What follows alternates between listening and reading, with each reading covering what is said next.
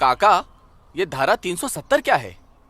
धारा 370 क्या है ये जानने के लिए 42 साल पीछे जाना होगा बेटा। अंग्रेजों ने टू नेशन थियरी के तहत हिंदुस्तान के दो टुकड़े कर दिए, एक हिंदुस्तान और पाकिस्तान। पाकिस्तान की बहुत इच्छा थी कि जम्मू कश्मीर का विलीनीकरण पाकिस्तान में हो जाए, और राजा हरि सिंह चाहते थे कि कश्मीर एक स्वतंत्र देश रहे। वो न हिंदुस्तान में विलीन होना चाहते थे न पाकिस्तान में, और तब पाकिस्तान ने खूनी खेल खेला। अक्टूबर 1947 में पठानी कबायलियों को जम्मू कश्मीर के खिलाफ उकसाया, कश्मीरी पंडितों का कत्लेआम करवाया। ऐसे हालात देखकर राजा हरि सिंह ने घबराकर नेहरू जी से कहा, कृपा करके आप कश्मीर को बचा लीजिए। मैं ऐसे हालात में चाहता हूं कि कश्मीर का विलीनीकरण भारत में ही हो जाए, सेना भेजिए। लेकिन जब तक भारतीय सेना कश्मीर पहुंची बहुत देर हो चुकी थी।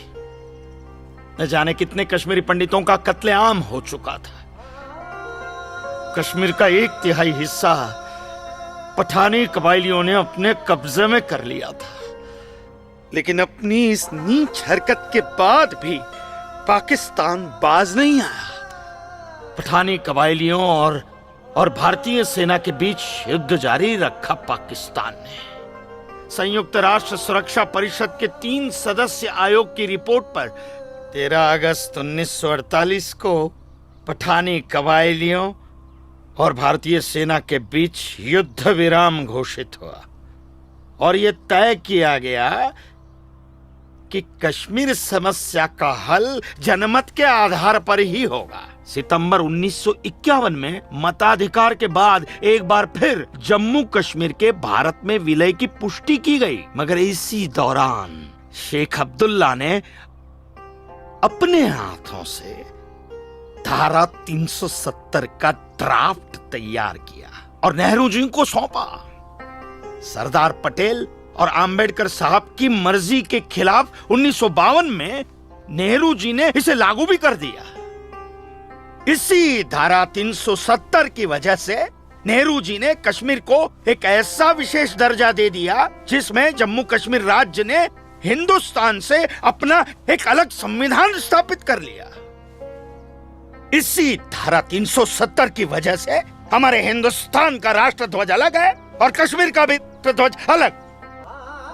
इसी धारा 370 की वजह से कश्मीर की कोई भी महिला यदि भारत के किसी भी अन्य राज्य के नागरिक के साथ शादी करती है तो उस महिला की नागरिकता समाप्त हो जाती है। लेकिन यदि वो महिला अगर किसी पाकिस्तानी नागरिक के साथ शादी करती है तो पाकिस्तानी नागरिक कश्मीर का नागरिक हो जाता है, हिंदुस्तान का नागरिक हो जाता है। इसी धारा 370 की वजह से भारत के किसी भी अन्य राज्य का नागरिक जम्मू कश्मीर में जमीन खरीद नहीं सकता, व्यापार नहीं कर सकता। लेकिन जम्मू कश्मीर का नागरिक भारत के किसी भी अन्य राज्य में जाकर अपना व्यापार कर सकता है, जमीन खरीद सकता है, कुछ भी कर सकता है। अरे ये बिग लैंड एबोलिशन एक्ट क्या है पता है?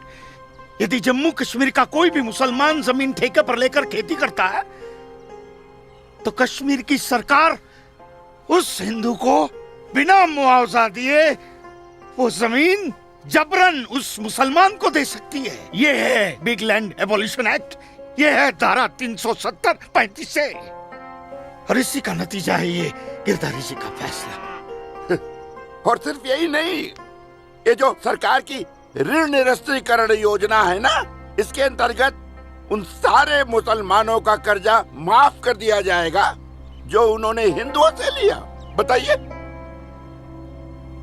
सरकारी नौकरियों में 5% का आरक्षण हम हिंदुओं के लिए किया है। सारे हिंदू कश्मीर से चले जाएं, यही चाहता है पाकिस्तान और यही चाहते थे शेख अब्दुल्ला।